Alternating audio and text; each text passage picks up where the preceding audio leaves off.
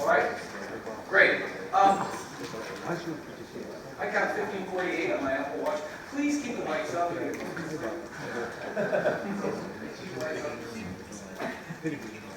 Yeah, this is the witching hour, and particularly for those of you who are visiting us from overseas, this is the time. The head gets heavy, the legs get light, and we need to have lights on in the room. So lights all the way up. I like to see your faces, and the fact is, we have an absolutely outstanding panel, but I kind of like all of you to be part of what we're talking about today.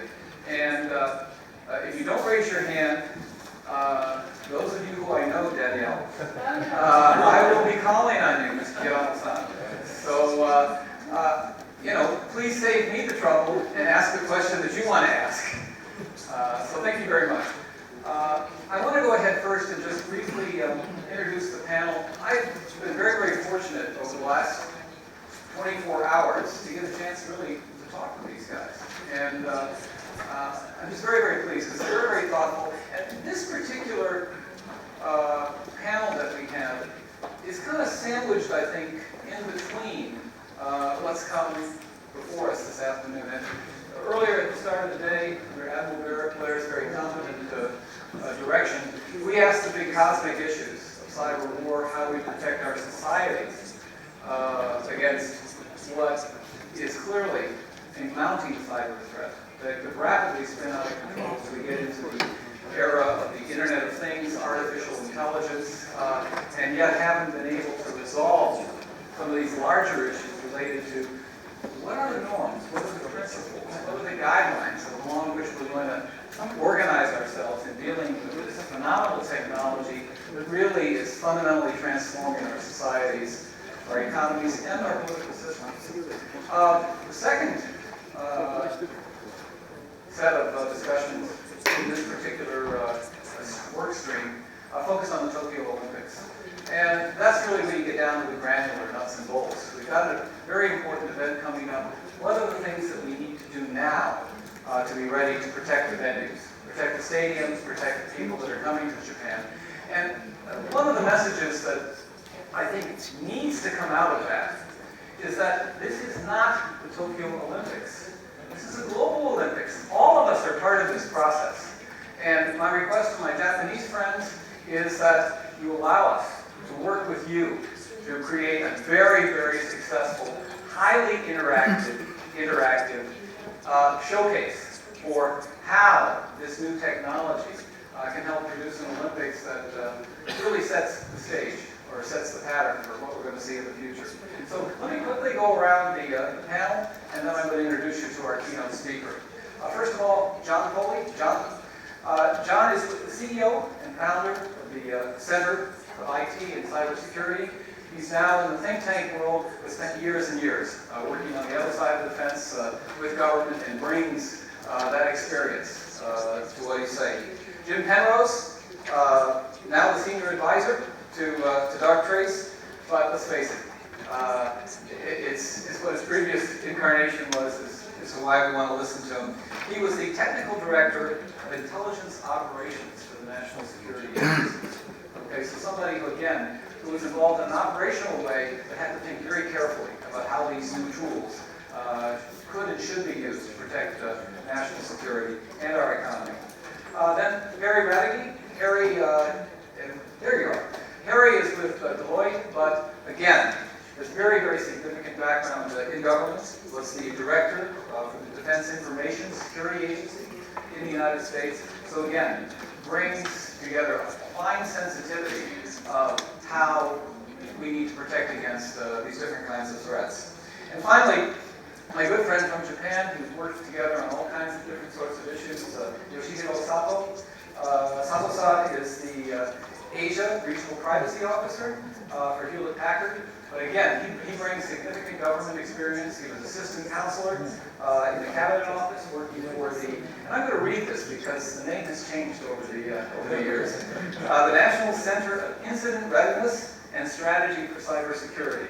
It used to be called the National Information Security Center. It's still NIST, But actually, I think as we heard today from Deputy Deputy Councilor Taniwaki, the role and mission of NISC has been significantly enhanced, and it's great to have his leadership for this. So I'm going to turn the session now over to, I'm going to turn the paper over first. Turn the session over now to Francisco Garcia Moran, otherwise known as Paco. Again, one of the great things about participating in something like this is you meet people that are kind of on the front lines and have been on the front lines for a long time. Paco is the Chief IT Advisor for the European Commission. He's the former DG for Information Technology or Informatics within the Commission. He's got more than 30 years experience. He's seen it all. He's done everything from infrastructure to solutions to services. He's currently supporting the task force for Greece that's involved in helping them work through their digital strategy. He's a visiting scholar at the University of California, Berkeley. In fact, he came from California, so he's really in the right time frame. And has a background. I looked at his LinkedIn page, and I call your attention to it. One of the things that he has a strong interest and a passion for, and one thing that we really need to understand in the context of all these things we're talking about, is with civil and human rights. The fact is that we have users. The fact is that those users are the ones who are, in many respects, on the front line. And so, as I said, the things today, we talked at a cosmic level, we've talked at a granular level. This particular discussion, and I want to involve all of you in it, I think it's kind of, as a political scientist, what we used to call mid-range theory. In other words, trying to explain things in ways that are relevant to people.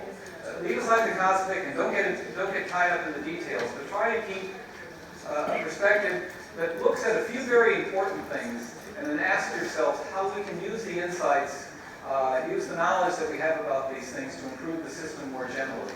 And where I want to take that from is I really think the building blocks for a cybersecurity strategy have to start with the private sector that's involved with all the commercialization and innovation on the internet, and with the users.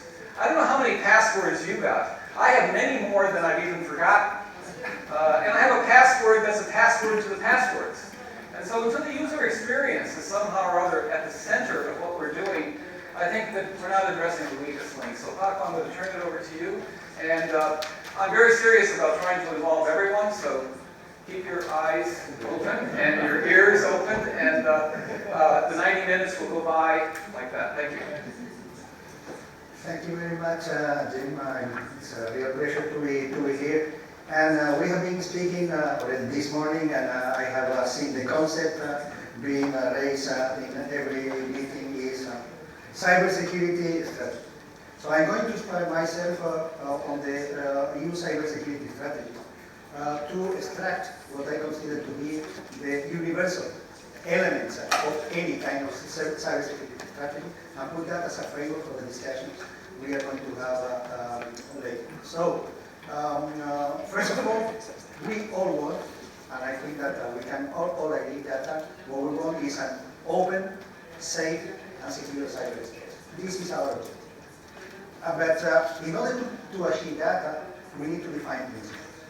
And for me, the three principles are: we need to apply the same values that we have in the physical world in the cyber world. The second thing, security is absolutely a precondition for protecting fundamental rights. And the third thing is security is a shared responsibility. The whole chain has to be involved. For me, that is essential.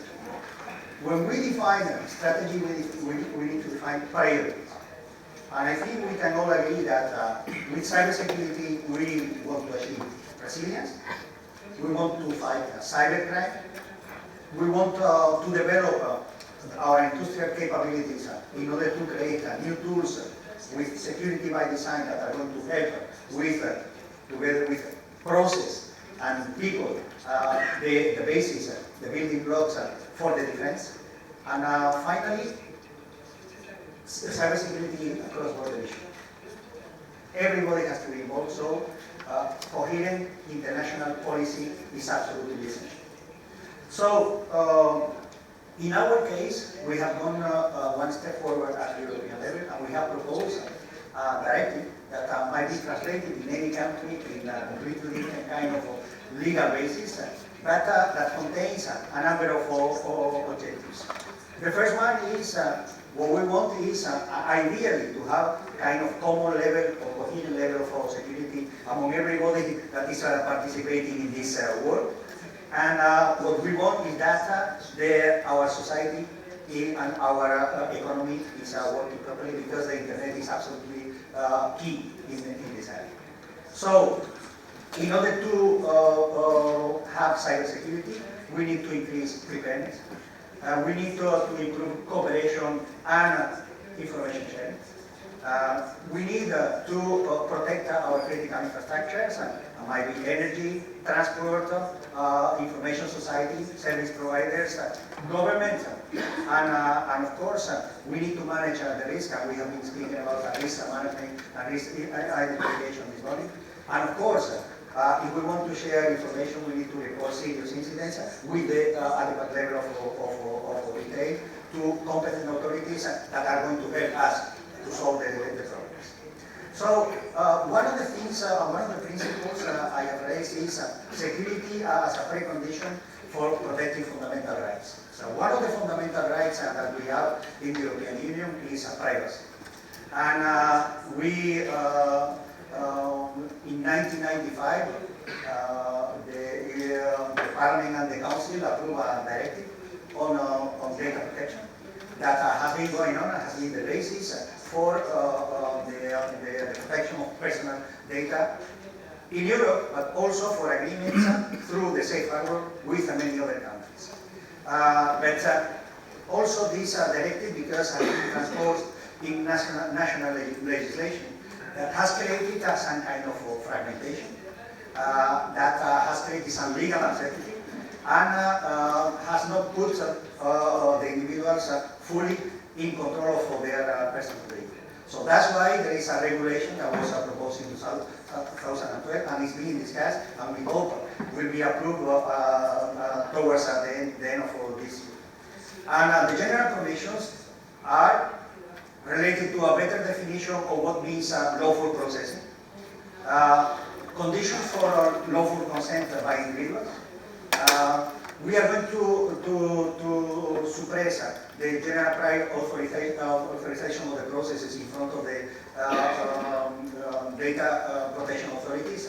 But we are going to ask for a clear and documented impact assessment on how the data are processed and treated with. And we are going to try and simplify. In countries where there is a multiplicity of data protection authorities, there will be one reference authority in order to deal with these issues. And we intend to simplify the rules on international data transfer while respecting all the core principles of the regulation. So there are new rights for citizens, like the right to be forgotten on one side, with some exceptions that are duly justified. Is going to be required to notify data breaches, and there will be some kind of enforcement in case of data breaches. But the enforcement will be based on a careful analysis by the data protection authorities of whether the companies did the due diligence and they are respecting their privacy statements and that have issued for the users. The fact of the matter is that in the middle of all that, we have had the decision of the Court of Justice concerning the safe harbor, particularly with the United States. And there is clear, number one, the data protection authorities in any member state have the obligation to investigate complaints that are raised by citizens. And the second one is the current safe harbor agreement with the states has been suppressed. Having said that, we have been working with the states already since 2013 in order to have a new agreement that's going to comply with the regulation. And we are not looking to say to the United States how they are going to organize their legislation on data protection. We are telling the United States that we want an equivalent treatment of data protection as we have in the European Union. And I think things are going into the right direction so that we can sign in the near future Safe Harbor 2 kind of agreement that is very much required for business and for society. And we are already working on this area. The third element that was introduced in this panel was, okay, we are going to create legislation, we are going to regulate what happens with the small and medium enterprises.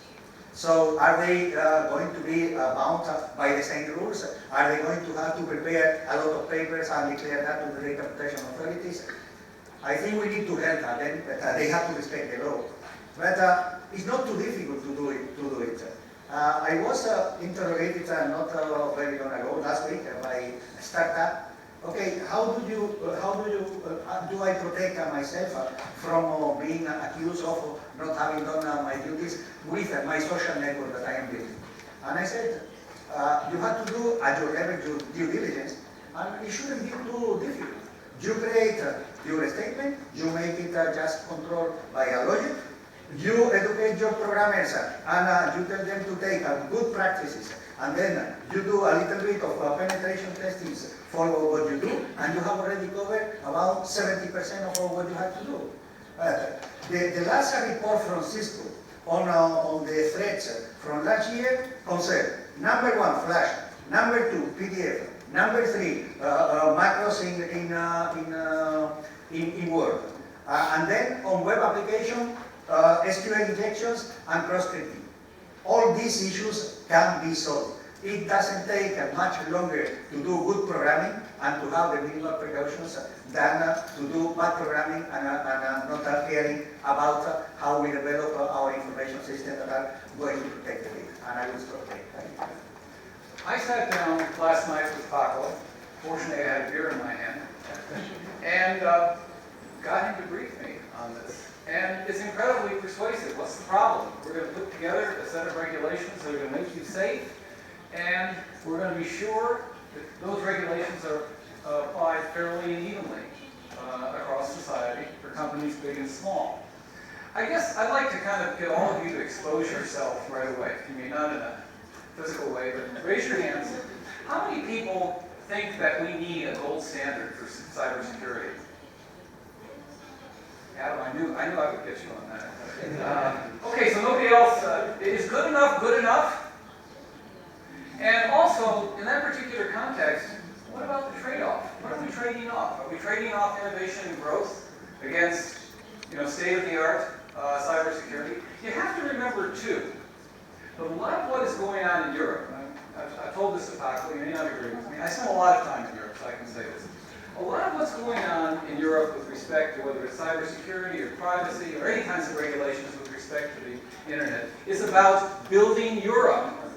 And in fact, actually, that's a good thing because trying to harmonize and standardize regulations across 27 member states, 28 member states, maybe 27 with Greece. But the point being, that's a good thing. You're building the economy. You're building scale. And the internet is about scale. So if that's the price of scale in Europe, that makes a lot of sense to me. But I'm wondering if we want to import the European example elsewhere. So who here thinks good enough is good enough? And what is good enough? Anybody? If your trade-off is innovation, if your trade-off is growth, if your trade-off is jobs, I think good enough gets us there. And if good enough is not there, we experiment a bit. General Flynn, is that the way you would approach it?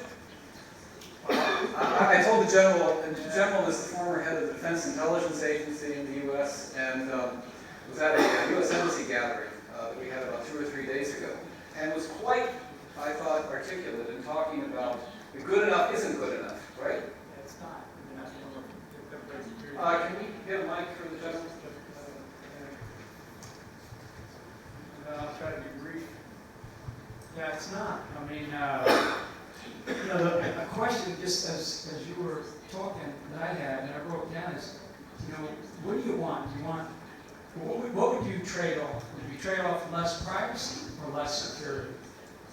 And when we're talking about regulatory things, I mean, you know, if you really pin governments down, if you pin people down, what are you willing to give up? You want to give up a little bit of your privacy for a little bit more security, or do you want to give up security to protect your privacy? Because you have to give up something. You can't have it both equally. It's just not fair. It's not fair. It costs. There's different costs for each. And I think that there's an imposition of actually too much regulation sometimes, because this is an explosion that we don't understand. It is moving at a speed that we cannot keep up with. And despite, you know, you're saying that it may slow down innovation. Nothing's going to slow down innovation, because human behavior is irrational. And so humans are going to continue to push the system, you know, despite what we try to say to it. You know, criminals are going to do it anyway, whether anybody else. So you know, the question I kind of go back to is, what is the individual and what is the state willing to give up? And the state will impose things on the individual, and the individual is going to continue to fight. So, and I think in my case, I don't believe we invest in enough security. And I can use Japan as an example, because I've been studying it now, and as an example. And I can use other countries that have far less people but invest far more. So it's an interesting dynamic. But and you know, all these people that go, "Well, I want more privacy. Get away, you know, quit bothering me." And then on the other hand, they're going to say, "Where's my security? My government has to protect me." So the question is, less privacy or less security? Okay, Phil, let me go around now to this whole panel. And I already think I know where the panel's going to come out on this, and I'll have something to say about that next. But Harry? Sure. I agree with.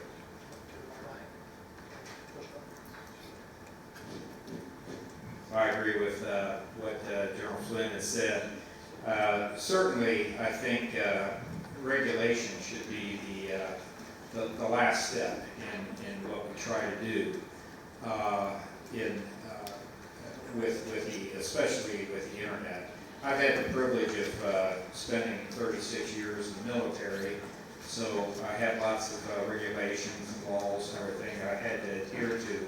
But one of the best things I ever did with my Defense Information Systems Agency, when the internet was just starting to absolutely explode, was I started to take my senior staff out to Silicon Valley and talk with the entrepreneurs out there. And it was interesting, because we from the East Coast of the United States were the ones that showed up with the ties on. And the folks out there were the ones that were inventing great things. And they looked to us as being the policy gonks and the regulatory type people. But they were running so fast with innovation and technology and all, and it was a great opportunity for us to bridge the east and the west coast of the United States. And so I think you let the innovation run, and I think the regulatory pieces, the security pieces should be worked on, but certainly not regulation for regulation's sake. I think the privacy aspects and the innovation aspects shouldn't be slowed because we need more regulation. Okay, thanks very much. Jim, unless you... Sure. I kind of want to get to the nub of the issue, and I think a lot of people that are dealing with this and wrestling with it are trying to figure out, how do you reconcile the need to protect the nation or protect a set of allies, people with shared values, in a world where you want to have privacy, you want to preserve privacy for people, civil liberties, and that's a shared value among most of us in this room, that we do want to protect that. But at the same time, we don't have equal access to the data, if you will, from where you sit in the world to do law enforcement activities or intelligence activities. And I think that's been a source of consternation, right? Because then you can say, well, what's the scope of the privacy violations on the other side? You can't really tell. It's behind a shroud of secrecy. And, you say you have rules, you follow them, right? There's all of those lingering questions. So I would say that if we can establish, build on the shared values and establish some rules of the road on when we can get access to that data and why and what for, then I think you could have some confidence building done in the space to a point where everybody understands that, yes, of course there will be intelligence gathering and espionage, but within these bounds. Yes, we will support law enforcement requests for data, and we'll do it in a timely fashion so that bad guys get caught. And yeah, we will share indicators of compromise for cyber defense. That's all really important stuff that has to be done, but you can't do that in a world where everybody's got perfect privacy. It just doesn't work that way. That's not reality, right? And that's not the threat we face. So I think, instead of taking it from a negative trade-off perspective, right, start from the shared values, right, and build out from the shared values and come up with some international structures, regimes, agreements, because there definitely are some things we do share in common, but we all know that we have to do better with other activities. Here, though, we've got two, and this is, I think, a subtext for a lot of the discussions that we've had today. There's kind of two contradictory impulses here. Paco is saying government needs to regulate to protect the individual, and Jim and many of the others are saying we need to collect all this information to protect the individual. And it's the government acting in two roles. One, the government is trying to limit the amount of information, or at least to protect the information that's being collected. And in the United States, of course, there's a raging debate about the role of the government in collecting the information. So, and it's kind of, and I think one of the problems is that these arguments about national security get conflated with economic growth and innovation. I'm looking for someone on the panel to take the opposite argument, and I think it's going to be John. Don't disappoint me. Okay. The country, Denmark, where I come from, I have had the privilege to work both with the public and also now with the private and academia. On the one hand, I have also been a regulator, doing all what regulators do. And I haven't really changed the opinion because, in my view, it's the citizens that is in the center. It's the citizens we have to think about, not about the technology and so on, but the citizen. We saw in Denmark a very serious incident where the public, this was in this case the police that registered, for criminals and so on and so forth, passports and so on, they were hacked. So what did the minister do? He pointed to the private vendor. I won't mention the firm, but he said that they're not really doing what they should be doing, and they should be fired and so on. But eventually he was the one that got fired because you can't outsource responsibility, and the responsibility is that you have to protect the citizens. And if you don't do that, you won't get any trust. I've read a URI report that approximately 65% of Danes are not really sure that the public are doing what they should be doing concerning taking care of their data. And the data are immensely being compiled in different various sectors. We have identified 11 sectors in Denmark, and the health sector and also the other sectors are immensely being places where you have a lot of data being not taken that much care of as they should be. So on the one hand, I recognize the need, of course, for regulation, but it has to be, as General said, where do we protect our citizens for their privacy and even the right to be forgotten in the systems? And on the other hand, how do we have the state take care of? So I welcome the EU initiative, and the legislation hasn't gone through yet. It has been underway, I think it's 2 or 3 years now. The Commission and others in the Parliament, they are of course debating how how are we going to find? How much are we going to find? What are the time limits for reporting incidents and so on and so forth? So this for a private company, it's not really something that we like. Because on the one hand, we're doing business, we're commercials, and we have to see the bottom line as well.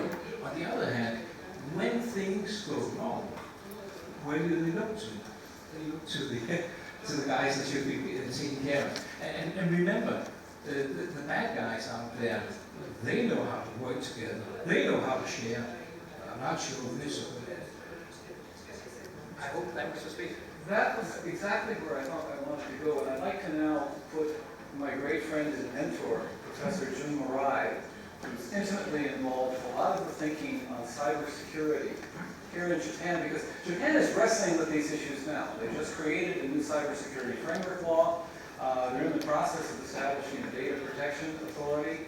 And a lot of us are looking carefully about whether they're going to move towards a stronger role for the government in this, or if they're going to continue as they have, basically to have a hands-off and let the market and let the relationships between customers and their companies define both the nexus for cybersecurity and for privacy. So, Professor Murai?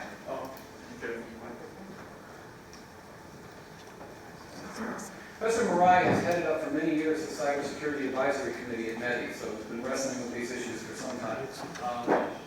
Well, not the only maybe, okay, Jim Wright here in Boston. Yeah, that's a discussion. It's a very important one. Starting with the, well, if we think and then understand about, the kind of past 20 years about changes about what the data is. Okay, so originally the data was like there's something inside the computer, and then it's a computer network to be connected, and that's going to create the kind of internet space, and then the cyber security is working for that kind of a data, right? And so now it's smartphones everyone, and then even when we are recently working on agriculture machines, they are collecting all that data from the fields, and the rice fields, rice paddy, and then automatically, and then they're sharing, and even that data means and presenting about the weather information. Okay, now touching the weather information regulation, because they are collecting data from the farmer's machine, and then they can expect tomorrow's weather. And the question is that data going to be exposed to that? And then in Japanese regulation, that's a laser regulation. Okay, but that helps farmers. Okay, so that means that now the question of who owns the data is a really important thing, right? And then the data generated from the individual machines, sensors, and the sensors of who owns the sensors, and then those data is going to be online.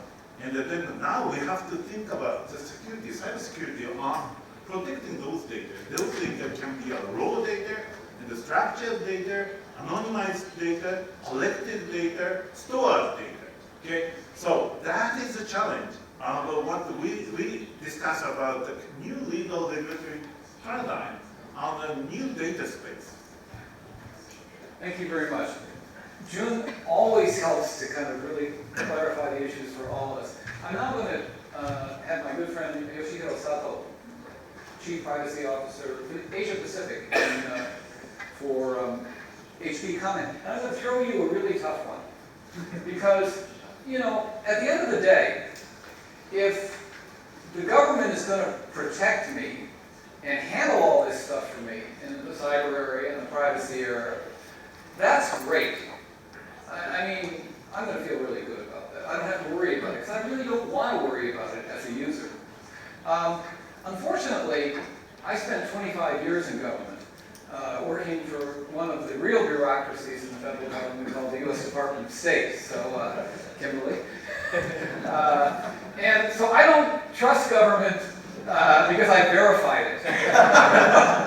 And so, You know, from Sato-san's perspective, and he and I worked a lot in terms of thinking through how this new data protection agency and this new law that Japan has created is going to be implemented. That's the problem.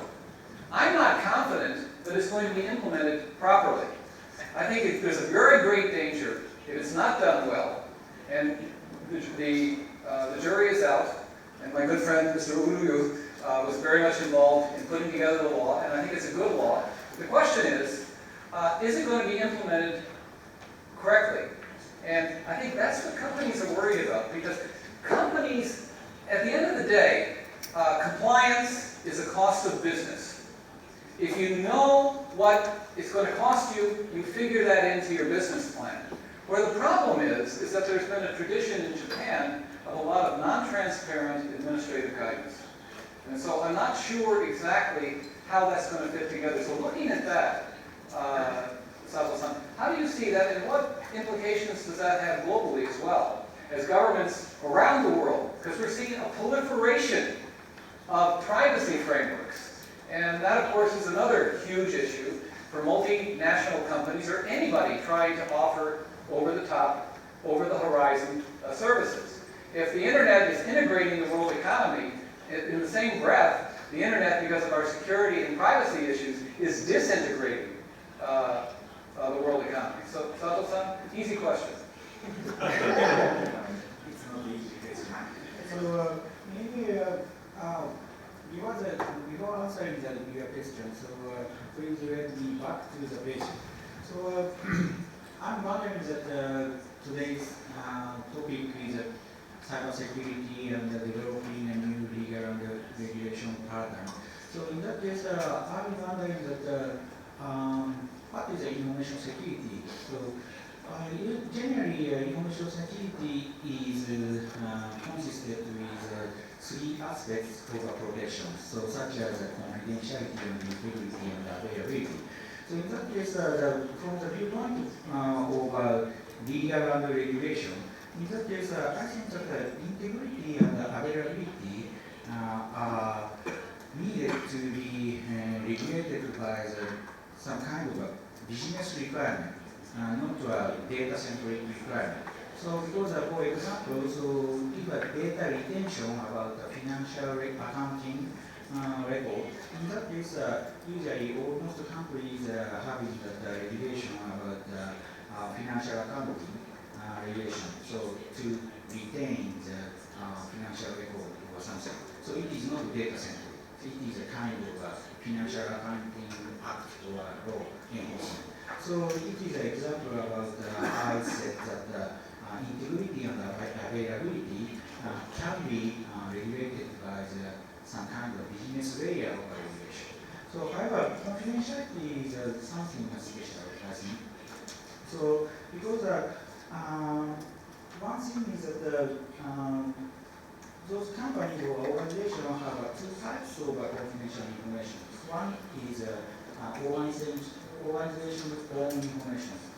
Probably it is right now explained about it. It's company owns company owns information is a kind of for example, so new product price which is not yet released. It is a kind of own confidential information. So another kind of types of confidential information is this is not a general terminology, but it's a kind of deposit information. It means that the information deposited from the outside company. So one example is that the information which is under non-disclosure agreement. So we can have some leading-edge information from Microsoft under the non-disclosure agreement. So another example is a kind of personal information. So personal information is deposited from our customers or partners or something. So I think that security measure is differs between such kind of own information and deposit information. So because as you know, generally security information security measures is based on risk management. So risk is risk of organization, of course. So in that case, own information can be accessed by the own organization piece. So however, for example, personal information cannot be accessed by the whose list. So it must be person or customer's list. So, but usually mistakes, I said mistakes of organization is that some kind of repository information is treated as a kind of organization risk management. It is not a good thing as so it is related to the privacy issue. So there is a terminology of privacy impact assessment, but is it whose impact? It must be a person's impact. It must be. So however, usually organizations privacy impact assessment is a kind of organization impact when personal information is leaked or something.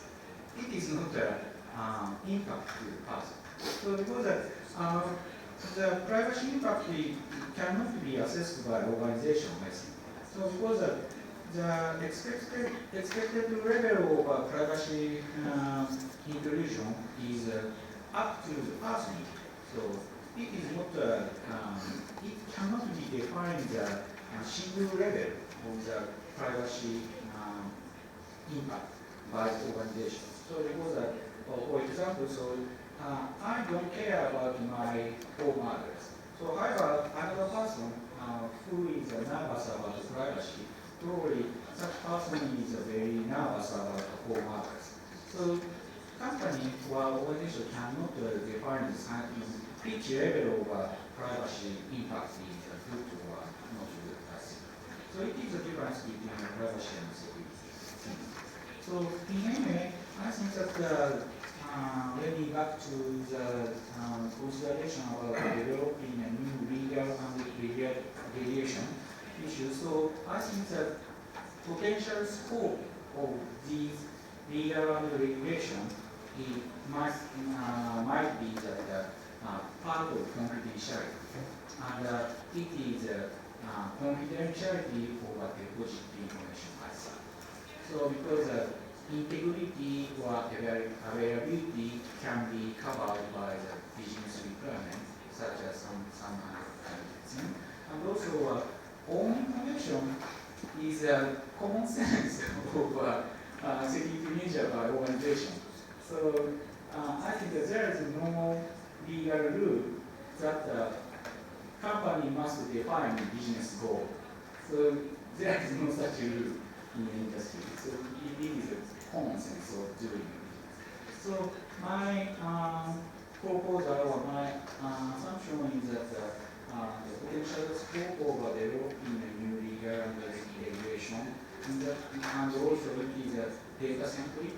In that case, depository information, confidentiality of depository information can be a potential scope of new legal and regulation. Okay. Thank you very much. And I think, in summing up what Sato-san has said, I think we've got a lot of doubts, particularly from a regulatory perspective, that one size fits all. I mean, whether we're talking about different sectors, we're talking about different sizes of companies, we're talking about different types of data, it's pretty hard to imagine how one particular regulatory framework is going to cover all the contingencies.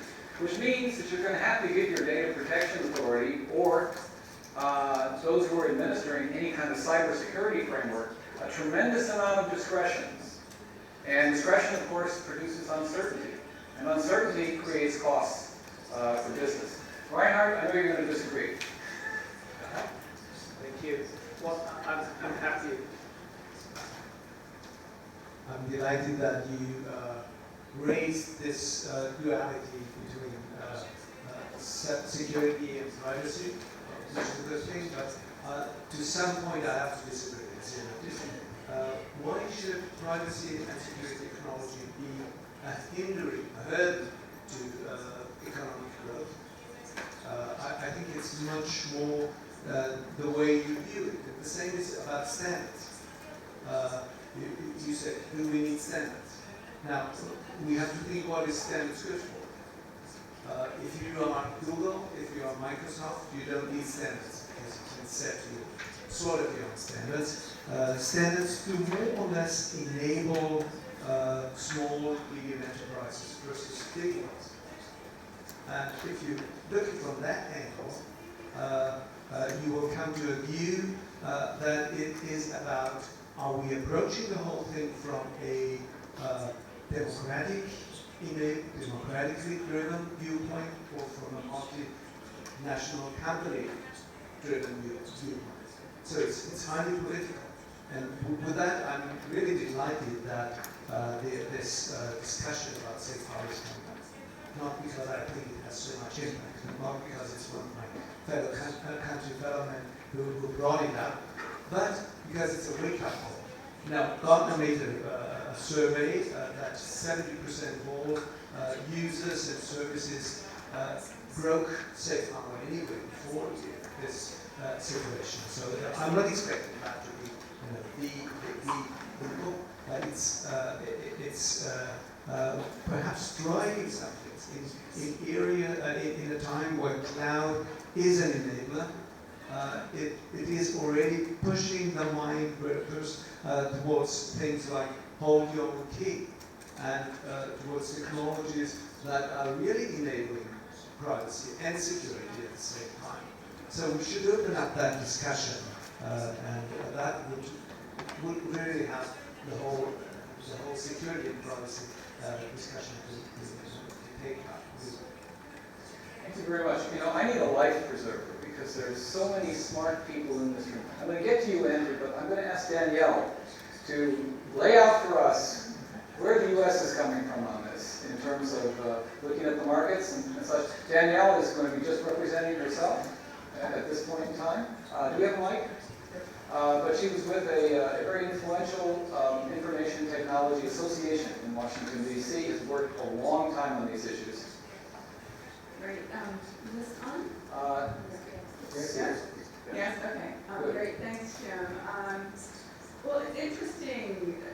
I agree. I think cybersecurity and privacy actually enable each other, particularly security improves privacy, and I think they should not at all be seen as either or. I think we're doing ourselves a big disservice when we do that. In terms of what's happening in the United States, there's been a lot more activity in the last 4 or 5 years on cybersecurity than on privacy. I think a lot of people in Europe think mistakenly that there are no privacy protections in the United States. We've long had sector-specific laws in the health field and financial services and children's data. But we also have a lot of case law related to privacy protection. I'm not an expert on that, but I've heard a lot of people explain that very well. There have been, the one area where there have been proposals have been in comprehensive data breach notification.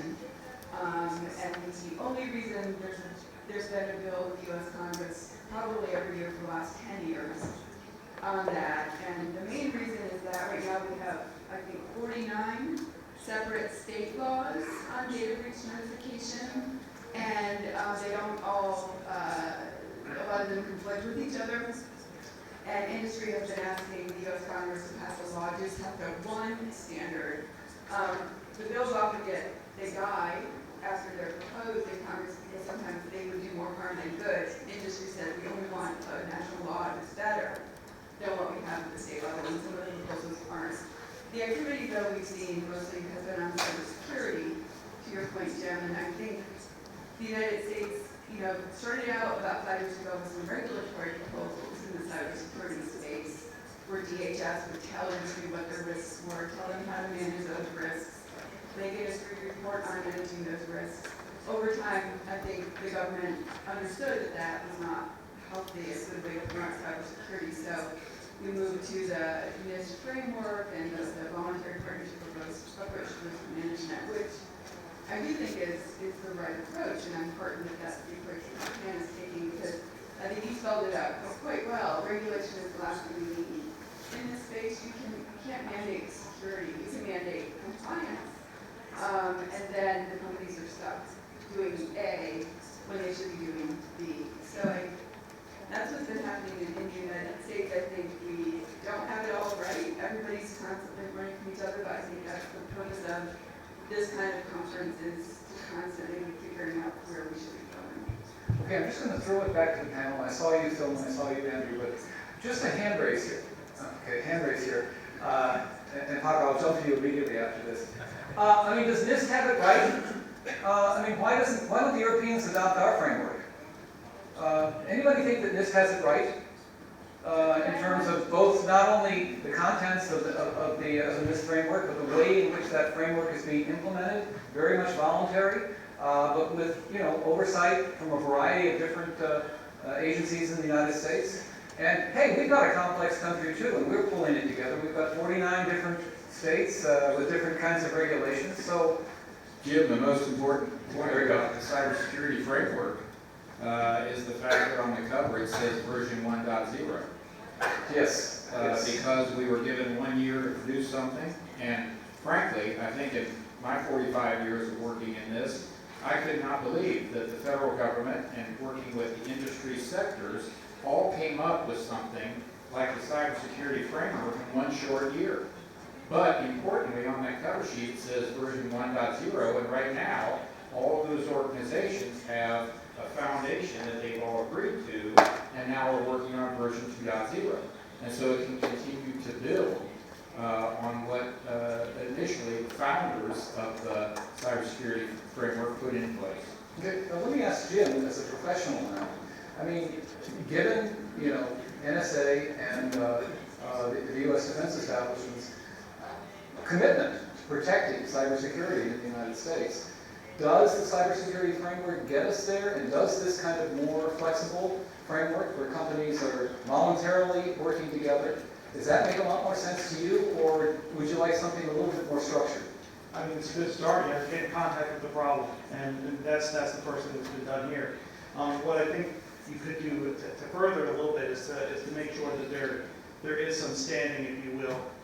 If people that are operating in commercial enterprise don't follow through on promises they make, and I think the first foray into that may be that ruling with the FTC, lawsuit against Wyndham, right, for not following through on the privacy policy and not implementing the right security that they promised they would do for their customers.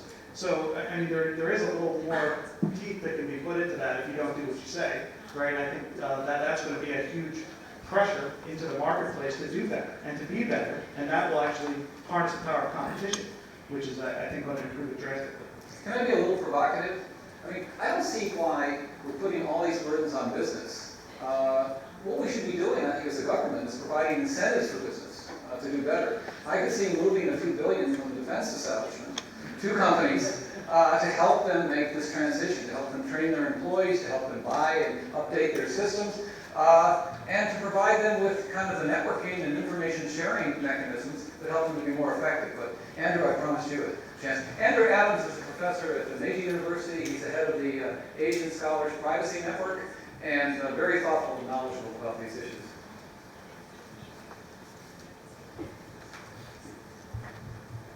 I want to go back to where you started. That was a Sure. segue with the way. This issue of the gold standard for security, as you noticed, I was the only one in the room. I think you put my hand and said, we need that. A little bit closer to the mic. Sorry, I wasn't talking easily.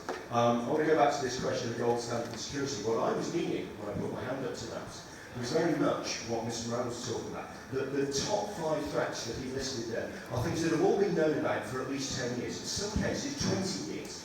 A gold standard defines things which we know about. We're not talking about trying to get companies to defeat the latest series of exploits. We are talking about stuff where a professional in the field knows about it and should not be even approaching something which implements a known vulnerability.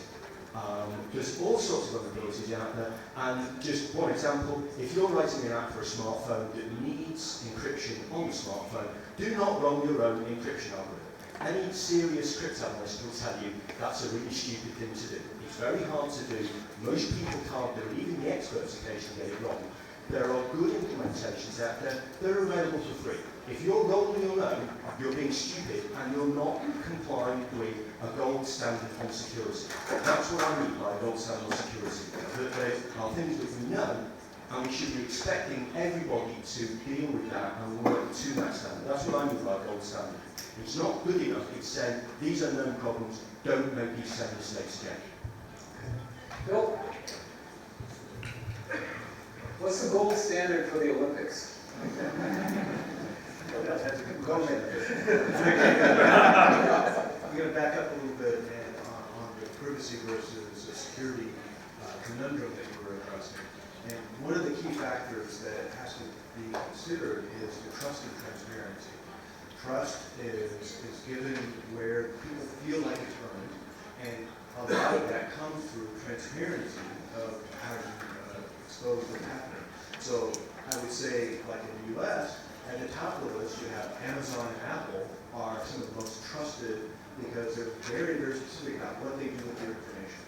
All the way down to generally the government was kind of at the bottom of the list because nobody gets to see what happens to that data. And they self-audit, and that self-audit just perpetuates the non-transparency cycle. Right? And then when you finally get an outside body that does an audit, and you find out that an NSA engineer is investigating his girlfriend for cheating on him. You know, little things like that, that really, it says, oh, that really reinforces what we were talking about. And of course, the same exact thing happens at the company level, as it's human nature. But when it's hidden and you don't have that transparency, that's where you lose that trust. And what that builds is that you get into a threat assessment that is always over the top, right? So you listen to Fox News or CNN or whatever, and they're just pushing that, oh, this is the biggest threat since sliced bread.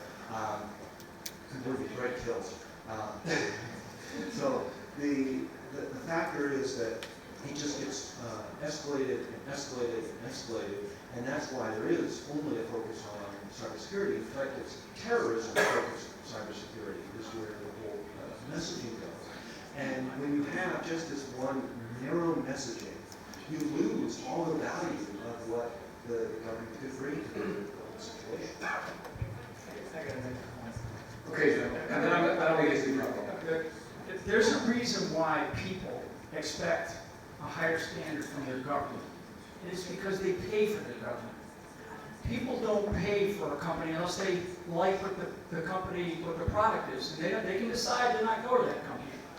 So there's a different, and it should be a higher standard. There should be a gold standard, maybe. And it's because people pay for their governments.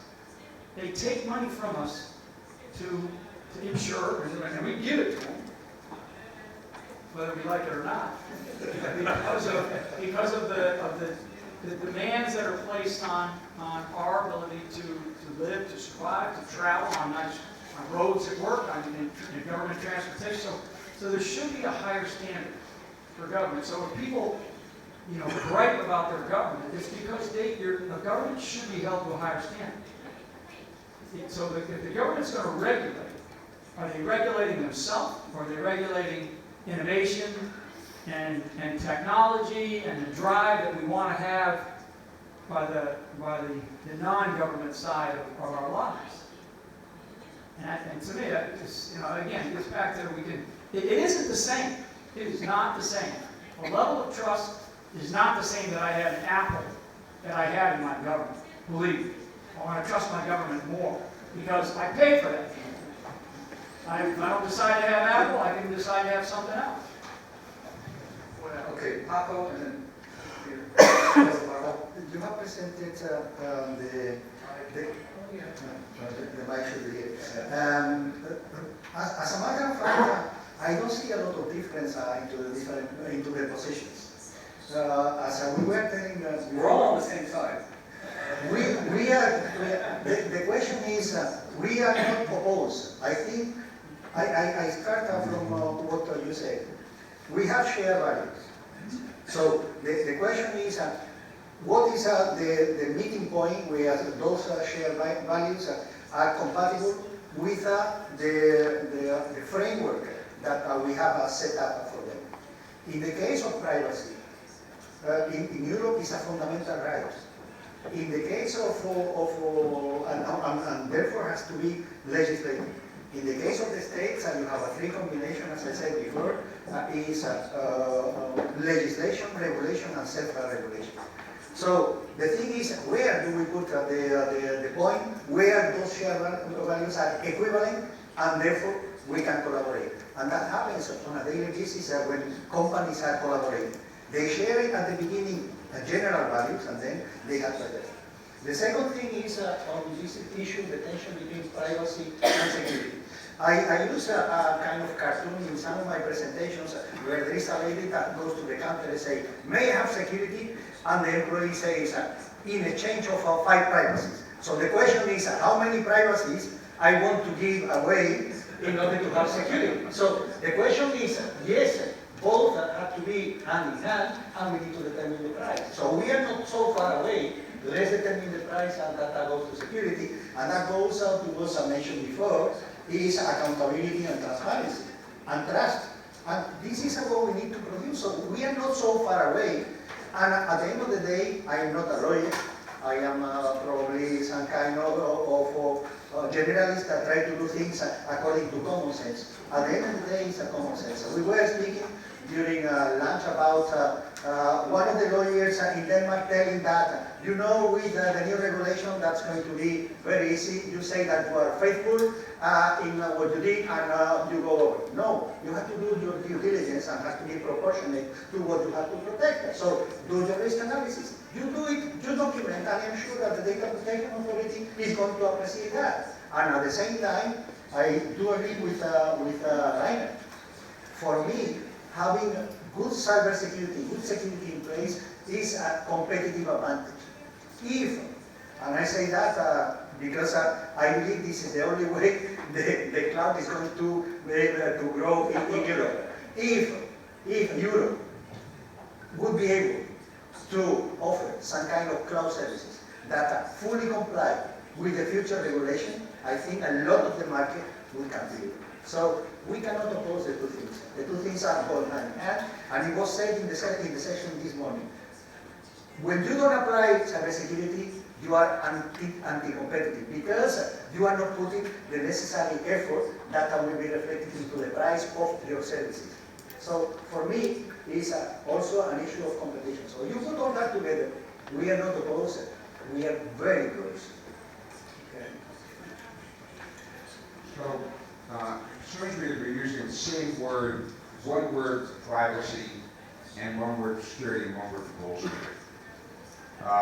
Chris Nicholas made a point earlier that in the nuclear command control world, we've got something called a MICA, Minimum Essential Emergency Communication Standard.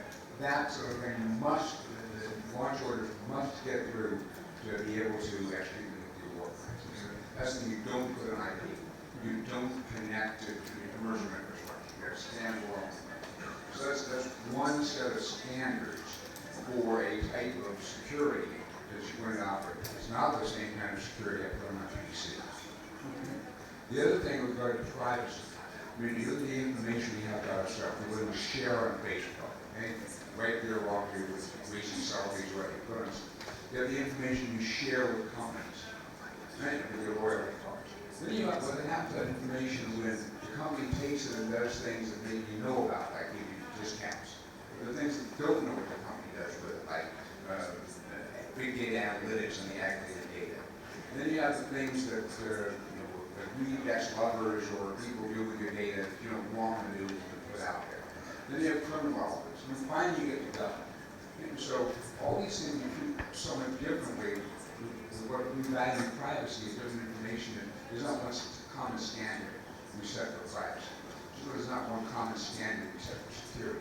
Same with gold standard. I mean, there's some things like at least the DoD, you will not put a thumb drive, USB, into the average DoD computer. And that's, on the other hand, there are other things that depend on the circumstance you're in, within the scale of things secure the private information facility, you do certain things you don't do in your law. They're okay doing your office. So I'm just concerned with having the word privacy and the word security and the word gold standards misses a lot of nuance that's in this discussion that affects our daily lives. Okay, great. And we are winding down a little bit. Chris, I'm going to get you in just 1 second. I just want to tease you a little bit so you can stay awake. I mean, there is a method to my madness in terms of raising these kinds of issues in this form. I've got some ideas that I want us to kind of coalesce around towards the end. So I'm going to try to use the last 15 minutes to kind of work through some of those. But Chris, set us off in the right direction. Microphone? Oh, no, that's fine. Better be worth it after all this trouble. There we go. So I think sometimes that we conflate aspirations and implementation. So we say, in implementation, it's really hard to get both privacy and security in the same package. And we therefore say to ourselves, kind of somewhat complacently, therefore these are in contest with one another. We're actually kind of describing that the modality is a balance, right? That we trade one for the other. I think that's exactly the wrong model. We ought to retain our value proposition and say, what are our aspirations? And put that under kind of a glass dome and say, don't ever touch that. Now in implementation, we'll make a choice as to how hard it is to do both of those things. But if you look at all of our charters, in the United States we call that the Constitution, you can look for all day and you won't find the word or, right? It's only and, right? The government is supposed to, for its citizens, guarantee to the degree possible security and privacy with sufficient transparency that the constituents have feel confident in what you're doing. But it's a representative democracy such that we don't kind of have a referendum of 350 million people every time we want to make a choice. So the model that I have for privacy and security is rails under a car. If you're a railway engineer, you don't say, do I want the left track to be solid and firm, and therefore I'm going to take some money away from the right track. That train doesn't move, right? It can't go anywhere. You actually work harder to get both of those right. It's more expensive to do both of those than to do one of those. So the trade-off isn't always transparency, it's oftentimes cost. How hard are you willing to work to do both of these things? The question I put to the panels is a very practical question on the table. Essentially, the United States is struggling with this. I know New York is struggling with this. Jim Comey in the United States has asked the private sector to help him to sustain his capabilities, his authorities, under warrant, under lawful warrant, to, when necessary, go after communications content. Because increasingly the technology that we've chosen ubiquitously encrypts that from end to end. Is that the right idea? Is there a value proposition under Glassstone there? We say we've got to do that, we've got to figure out how, or do we give up on that at this point in time? Chris, thank you very much, because that's exactly the segue that I needed to kind of move into this. Because I think we are looking for solutions of some sort. I mean, we have around the world conservatively, and Andrew, I think you give me the exact, like I pulled this out of the conference that he had, 121, am I right, countries with different or evolving privacy frameworks? That was then. Huh? That was then. That was probably. Yeah, 121. So this is not the question of reaching equivalency between Japan and between the U.S. and the European Commission or the EU. And certainly, of course, from Japan's perspective, they're very concerned, well, if the U.S. gets some changes, we want to be part of those changes. But the fact is, how do we organize these kinds of concepts on a global basis? Because the issues in the business are global. And yeah, that means we need to kind of coalesce around norms and standards. It means that we need to talk a little bit about aligning systems and not necessarily harmonizing them. It also means that we need perhaps to think that one size doesn't fit all, that security is going to be different for different folks. I always like the Singapore system, the multi-tiered cloud security standard they recently introduced. And specifically it was done because a big part of the Singaporean economy is small businesses. And so they wanted to find ways that they could bring these guys into the system without creating costs. And I think that what we need to, in that context, figure out how we can offer incentives to people to do the right thing, rather than coming up with frameworks that say, if you don't do this, we're going to expose you to reputational and potentially criminal penalties. So he knew I was going to come to him for the answer, because I did it once before. Jun Takei, you're from Intel. when are you guys going to save us? When are you going to create a super chip that's going to give us perfect privacy and security? And can be Without any fine-tuned, trade-off. and June, you may not want to comment on this, and can be fine-tuned by governments as to exactly the right amount of security and privacy in their society. Exactly where we A want. little different strokes for different folks. Thank you, Jim. I never expect I will have a chance to answer this kind of question. That is exactly what we are discussing inside the company. So one of the things what we are discussing is not setting the regulation that doesn't work. So that is what we learned last 10 years or 20 years. So how to make the inertia or momentum in the society? So people or company want to buy a secure system or want to build a secure system. How to let them think positive way, not pushing by regulation. That is what we are saying. And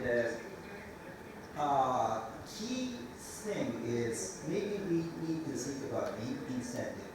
One of the incentive is what we are thinking is government set the regulation, or sometimes we use the guideline, security guideline. Security guideline update every 6 months. That is recommended environment or recommended security system. Then third audit company can audit the government or enterprise. Then they give the certification. That gives one of the interesting systems that is real thinking. That may be incentive or kind of system that gives a good interest of the interest for the premium for the insurance. So many companies is now concerned about how to reduce the risk of the IT. And IT risk cannot be solved just by technology. So what we are thinking is how to get the safety net under the technology. So technology, as a technology company, we will do our best to provide the safest technology and the good privacy technology or good privacy system. And the needs of the technology, we, as a society, I think we need to set some other safety mechanism that is maybe insurance. So we see the automobile industry, automobile innovation, but how society accepts the automobile with some risk. That is one of the lessons learned we are comparing with the IT and the system, IT and the automobile innovation. So as a technology company, we will bring our best technology and the safety way of including way of use. So we believe it is very important mission to communicate with the customer. This is the way to use the IT environment or IT system. And this is the way to change the technology by the time. So in this discussion, General said if we do let's say security, we may lose the privacy. But in this point of view, if you want to get the privacy, you will put more secure technology. So that is not the lose or get or lose balance discussion. We think putting higher technology that can give you more reliable or secure or privacy, protected privacy environment. That is what we are discussing with government. Thank you. Okay, thank you. Admiral Blair, you've been listening carefully. And you often there was kind of a way to pull this discussion together. Well, just a couple of thoughts. I've always found the emphasis on regulation of owning the data and gathering the data to be very difficult. That's what changes all the time. It seems I found the more successful models have been those which concentrate on how the data is used. There is data available on all of us, which could be used against us, but the question is it used against us or not? And it seems to me that's the point at which you really need to put the hard attention. I felt this personally, for example, in the controversy that Edward Snowden kicked up when he revealed the system of metadata being collected for phones. I listened very carefully, and I could not find one instance in the United States in which anybody was harmed wrongly by that data. No one lost a job who had, because of this metadata being collected, no one had been harassed by law enforcement, no one had lost money, and so I was always bothered by the emphasis on the simple fact of data being collected and data being stored, and the lack of attention on data being used to harm citizens, which is where I think it ought to be. So I think that a part of our approach should be on what is done with data, both for security and for privacy, not the simple fact of it being collected or being available or being brought up. Okay, Chris? I would offer perhaps the most provocative statement of the afternoon. If you buy me some sake, I'll explain it further.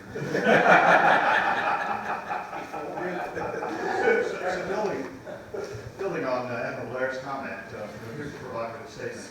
You know, the government, I argued earlier, is responsible for the and proposition. It can't make these unholy choices between one or the other. I would argue this before, I'll argue it after, that the telephone metadata program in the United States was actually constructed the way it was in implementation, more because of privacy concerns than because of pursuit of national security. Why did it collect so few fields? Why did it not collect identity information? Why did it not retain any content? Why was it only accessible by 22 people? Why was it accessed only 288 times in all of 2012? Why was it not used for anything other than terrorists and the iconic threat? And all of those things were in deference to privacy. Now, there was fairness, in my view, being sufficiently transparent that people understood all of that. That's the third leg under the stool. You've got to get all three of those right. But I think that the cost was born to essentially try to affect both of those. And we can argue whether that's good policy or not. But we need to think about the and proposition and how do we reconcile these. My suspicion is it might be harder in Europe because the competence for privacy is retained by the EU, competence for security is retained by the nation states, and innovation, of course, is roiling out in the private sector. And where is the venue where we bring all those together to achieve the end as opposed to an optimization of each of the pieces? Okay. Chris, I think that was very, very well said. Just to offer a counterpoint that maybe some other people are thinking, I don't think anything did more damage to our efforts to try to move together to develop a collective global response to cybersecurity and privacy than the NSA programs. I'm not sure the NSA programs brought us very much in the way of specific security, but certainly they really complicated our ability to work together. And that's where I'm going to turn to my friend, Professor Yokozawa from Kyoto University. And Yokozawa Sensei is the co-chair, along with Kajiura-san, of the U.S.-Japan Internet Economy Industry Forum, and has also been working very much on in the OECD context. The question I have for you is, let's leave aside the U.S. and Europe. They're never going to come together on this. But I'll let you can have the last word, Carl. But my point is, we've got the U.S. and Japan a huge amount of work to do here in Asia. I mean, the fact is, willy-nilly, China is going to explode commercially all over the region. They are going to become the default choice for internet services and business-related activities in the region. And so, de facto, we're going to end up with their standards for cybersecurity and privacy here in this region. what can the U.S. and Japan do together? What is going to be our talking points when we go into the Malaysians, the Indonesians, and my God, the Indians, and say, we've got to work together on this? Okay. Well, actually, I just wanted to point to three some keywords, just the keywords. I want to take time for that. One is the U.S.-Japan Internet Technology Dialogue with my colleagues here, Mr. Kajira, Mr. Sihara, and we are continuously talking about how the Asia-Pacific area is stimulated by U.S.-Japan collaboration. So we have the EU guest here, but EU is highly dependent on the legal structure. So the title of our session is developing new legal regulatory participation. And here, I just like to highlight some good work from the Chicago School. They have the 4 tools. We have the 4 tools to govern anything in the cyberspace. One is legislation, as we might say, prior. And the second is the norm, and the third, market mechanism. And the fourth, it's the architecture. So maybe if we continue to 1 hour more in this discussion, somebody will mention to the security by design or privacy by design. Okay. So that's one thing I have to highlight. And to answer to your question, we in the Asian area, the by design concept is very much similar to the Asian culture. So it's a little bit different from the Western culture. So that's something we can do for that. And second one. Can you expand on that a little bit? Exactly what do you mean that by design, yes. Security by design is Asian? Okay. Well, generally, the by design concept is highly dependent on the technology. But it's not only the technology, the whole structure, social structure design. So how we punish the criminals, or how the bad guys can, it's not useful for the bad guys to the total social assistance. So those kind of things, we have to take good resource, spend a very good resource on how do we create the whole structure of this social system. So that's one part of the by design concept. So we need to share the experience and knowledge to make a new structure for architecture and a new cybersecurity arena. Thank you very much. I'm going to now turn to my very, very close colleague, Yoshitaka Sugihara from Google, but also I think he's going to more put his hat.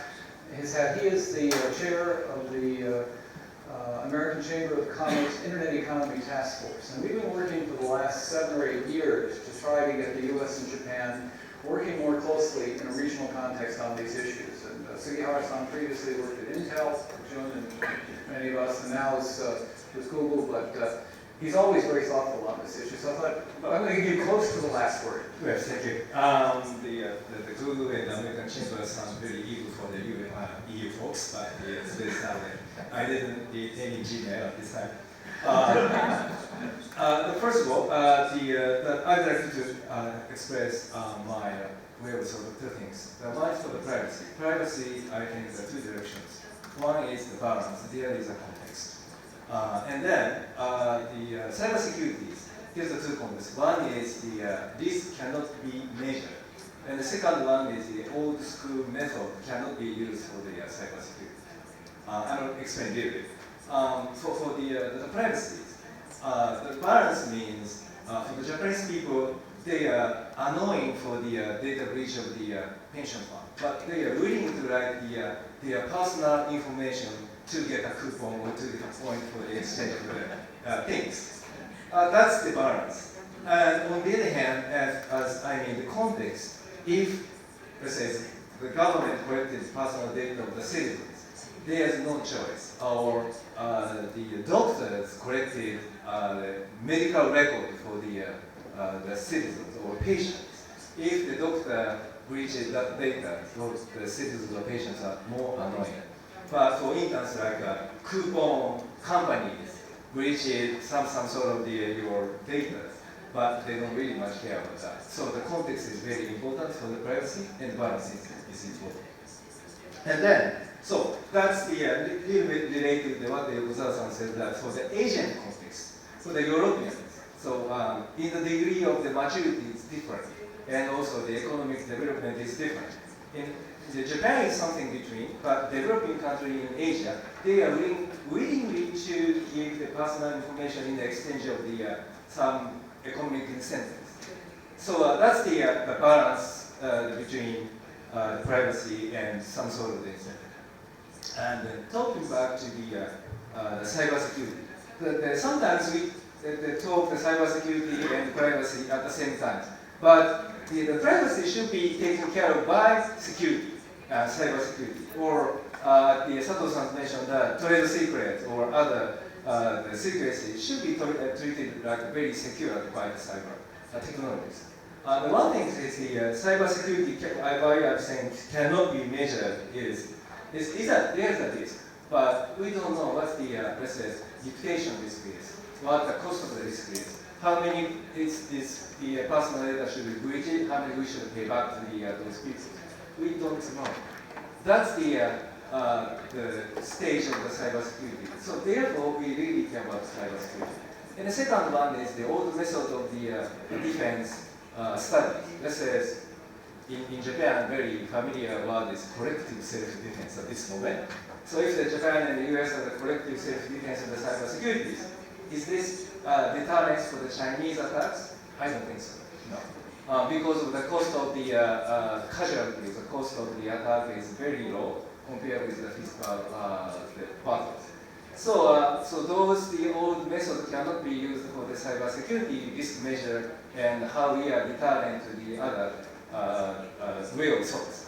So that's what makes things more difficult and difficult. So therefore, we think for the US company or point of view, we need somebody to allies to express what we are thinking, and also who are more reliable to bring our message or bring their message to the regions. That's I think, Japan. However, some of you have remembered about today's ambassadors' presentations. I was so surprised that Korea on the same spot of the China and Russia. If the Japan adopted more the way of the regulations, there's some possibility to go to the Korean side of the story. Now is Korea adopted many of the European regulatory scheme that is not applicable for us. So we are already talking about and agreed with the Japanese companies how is it good for the innovation, good for the economy, how they can speak to the other part of the Asia, like you mentioned Indonesia, Malaysia. The Japanese companies' footprint in Indonesia and Malaysia is huge, more than the US companies. And also they have the employees, factories, whatever, so in those countries. So we collaborate with the Japanese economies, Japanese industries, how we can, convey the message, try to balance that as I mentioned, between the economic balance and also the protections to that regions. So that's sorry, my speech was really long. Perfect. I'm going to finish up with throwing a final query to Paco, because he started the conversation. I like to end it this way. Paco, I don't think we're going to have a problem at the end of the day, and I think you intimated as much, getting kind of an equivalency or adequacy finding between the US and Europe. But you know what? You know where the growth is, you know where the scale is, you know where the innovation is going to come from? It's Asia. Asia writ large, and in fact the internet is an incredibly integrated force in this region, and it's only going to accelerate. Can we get an adequacy finding between the EU and Asia? This is a tough question. From India to China, remember? Yeah, I think that and let me just rephrase the question a little bit, because your premise is that at the end of the day, adequacy findings are related to respect for human rights, so they derive from a respect for privacy. What if we redefined it and said simply it just allows commercial transactions to go forward? I don't think we can make judgments about political systems and have a privacy and cybersecurity framework that makes sense for the region. I think it's just too diverse, the political systems are too different, the levels of development. So, you know where I'm coming from. I don't know the answer, but I have some hopes that we can find kind of agreement. All right. And this morning, one of the chairs I was from Interpol. Interpol is an international organization, and they were dealing with the criminals in the physical world, and they got agreements on that. Yeah. So I think that there is no other way.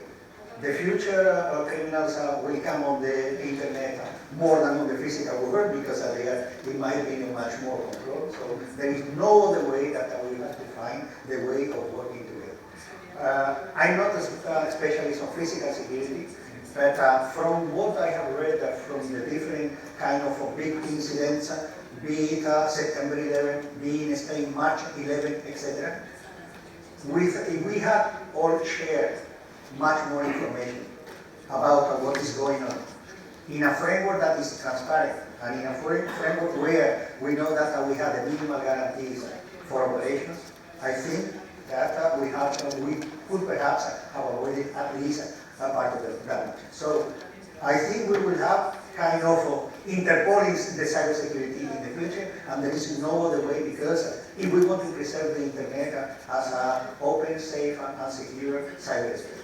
That's my idea. Or I'd like to have a round